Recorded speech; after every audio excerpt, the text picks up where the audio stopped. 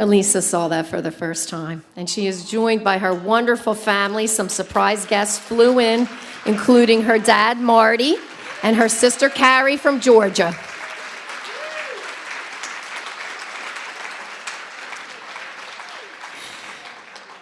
Elissa has become a very special friend to the chapter and to me. She's everyone's sunshine. I honestly can't say I have ever seen her when she isn't smiling. But along with her bright, loving, happy, and positive outlook comes a very intelligent, successful, and together woman who knows a lot about business and the fashion industry, as well as about people. She's internationally recognized as well. She actually turned down a trip by the Swedish consulate to speak there this past week about business. And I know you'll be rescheduling that, but she actually is going to be speaking in Italy as well in June. So we're very fortunate to have her here with us and involved. Not only is Elissa a businesswoman, leader, and now a mentor, coach, and teacher, as you could see in the video. What she's done to launch the businesses and the fashion incubator is absolutely remarkable. But what's also important is how she's changing lives. She's become a champion for Alzheimer's in many ways. I don't think I've ever asked her to do anything for us when she said no. Elissa, can you introduce us to more business people who can help our cause? Sure. We want to get more press for the work we do. Can you make some introductions to those folks in that community? Absolutely. Here are their names and numbers. Elissa, we do an event called Reason to Hope, and we need someone to get other people involved in our cause. Would you be a table host? What's the date and time? We need to raise awareness among the Jewish population because we don't feel we're doing enough to help that particular group of people. I'll be there where and when and get other people involved, including my synagogue. And I know this is just the beginning because she's told me that she wants to get more involved. Elissa, you are a leader, entrepreneur, mother, sister, friend, and now an Alzheimer's advocate and ambassador for life. We're so pleased to honor you today. And I know that if your mom were able to be here, and instead she's in home in Georgia, she would say how incredibly proud she is of her adventurous Elissa. And thank you for all you've done to move our mission forward. Please come up.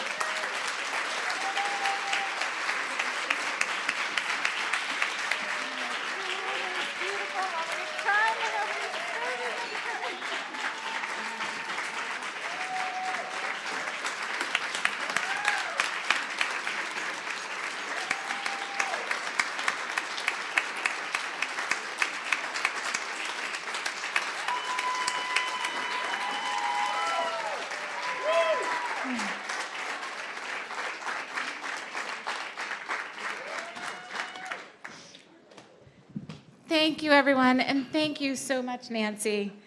I'm so touched by this recognition, and I'm honored to be here today to share with you my personal story with Alzheimer's and how it's affected my life.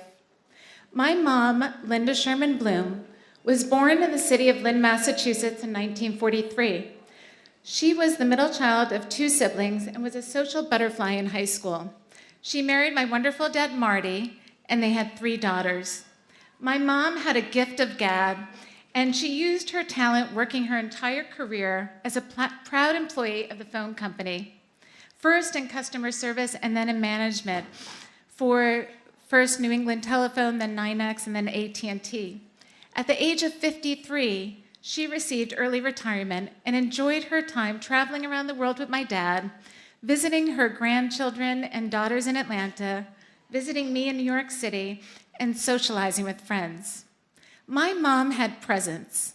If she were here right now, she would be lighting up the room with her magnetic personality. She was fun, dynamic, and silly. She had a love for fashion and was a consummate shopper. When I lived in LA, right after college, she became my personal shopper, mailing me boxes of European fashions from Filene's Basement in Boston. Does anyone know Filene's Basement, the original? When I launched my accessories company in 2002, she became my assistant. and helped me out at trade shows, and also came with me on 9 trips to Asia, meeting with my manufacturers and factories. She was so proud and used to brag to everyone that she designed the designer. That was her favorite line. She was my confidant and my biggest supporter. My mom and I always had a special relationship, and I shared many funny, crazy adventures with her. My mom would later compare them to Carol Burnett's skits when retelling the stories. On our first trip to Hong Kong, there was a pool at our hotel, and neither one of us brought bathing suits. We both went out and we bought the cheapest t-shirts and shorts we could find, and we went and had a fun time in the pool. When I was emailing the pictures to my sisters and dad, my mom said, "Tell them we had a wet t-shirt contest." It was me who first noticed the signs of Alzheimer's. When traveling to Asia on business, I noticed on our last couple trips that something was not right with her. Mom was repeatedly asking the same questions. Some of her hygiene habits were off. She was constantly losing items, only to later find them in some crazy spot where she had hidden them herself.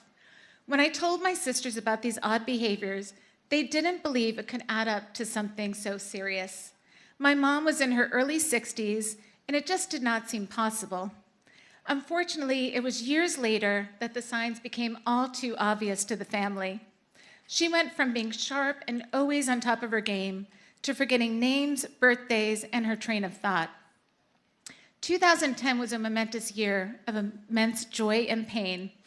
I gave birth to my son Avi in April, and when my mom could not remember if it was a boy or a girl or what his name was, I knew her daily senior moments were much more serious than we wanted to realize. 5 months later, in September, my dad brought her to a neurologist, and she was diagnosed with Alzheimer's. My family was relieved to finally have a diagnosis. Mom was just 67. My mom's neurologist told my dad that her world needed to shrink. My parents sold their house in Boston and moved full-time to their condo in Atlanta. 18 months later, they moved to an independent living facility. And 2 years ago, this Mother's Day, my mom was moved to a nursing home where she currently resides. My family and I are thankful that she is safe and in good care. Mom turned 75 last month.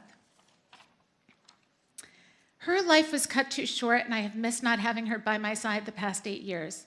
She was always taking pictures, and I realized since her diagnosis, there are no joyful memories and no photos with her. I miss her loud, commanding voice, her laughter, her strong Boston accent, her love of shopping and Boston sports teams, especially the Red Sox and Patriots. Sorry, Philly.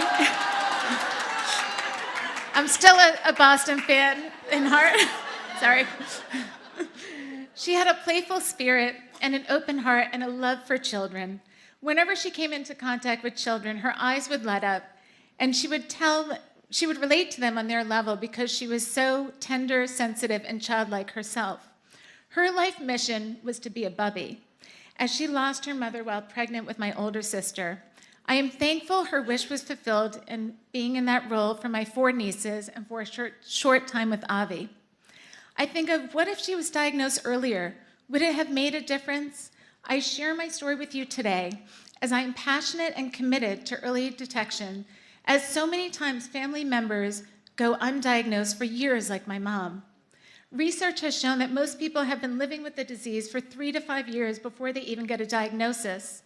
All money raised on my CrowdRise page will go towards early detection in honor of my mom. I am so thankful to have in attendance my dad and sister Carrie from Atlanta, my son Avi, my aunt Irma, my cousin Ronnie, and as Nancy mentioned, my surprise visit of my cousins I didn't know who were coming from Boston, Margot and Cindy, my Beth Am family, my Women Entrepreneurship Day friends and committee members that are here, our Philadelphia Fashion Incubator designers, and so many friends and colleagues who are here today to support the great work that the Alzheimer's Association of the Delaware Valley is doing in the region. So I encourage you, in honor of my mom and almost the 300,000 people with Alzheimer's disease in the region, to raise your paddle and support our mission. I think that would... Anyways, after that. I want to say, actually, before I end, I want to just mention about this amazing jacket I'm wearing. This is Anina King, who you'll be seeing on the runway from Granate Pret. I don't know if anyone saw my back.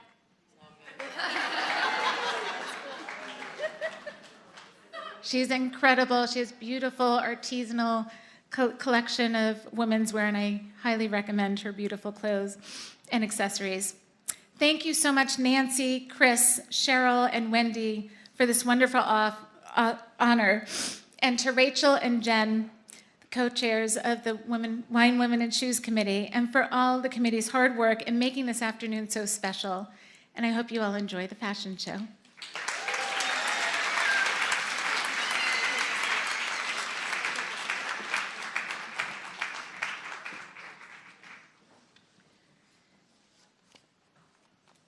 It wouldn't be appropriate when you're honoring someone to not give them something to honor them, right?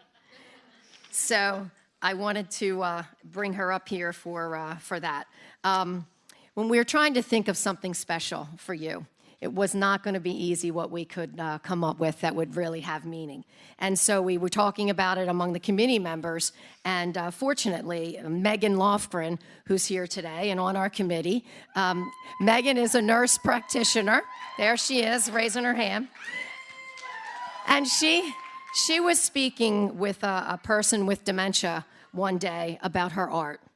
And she had not been painting due to shoulder pain, not enough room to work. She really offered many reasons why she wasn't painting anymore. And so these are Megan's words. I asked if she would like to paint a piece for Wine, Women, and Shoes, our Alzheimer's Association fundraiser. She said, I feel so bad for those people, but of course I will. While she lacks the insight to recognize her own cognitive deficits, she possessed all the goodwill to help others. Even a person afflicted with dementia can recognize that we need to use our compassion, our time, and talents to fight Alzheimer's disease. May this serve as a reminder that while the painting, I asked Ginny what she was feeling, may this serve as a reminder that while the memories may fade, the soul and spirit will live on. When I picked up the painting, I asked Ginny what she was feeling or thinking when she painted those beautiful purple flowers. And she responded, I painted it out of sheer joy. And so out of sheer joy, we present this to you.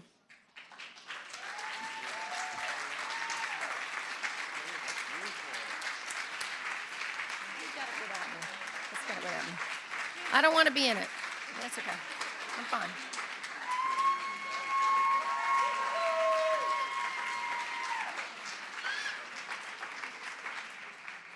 In addition, there were many, many special people that could not be here today. So we have a memory jar with all special things about Elissa in it for her to read in her spare time for you.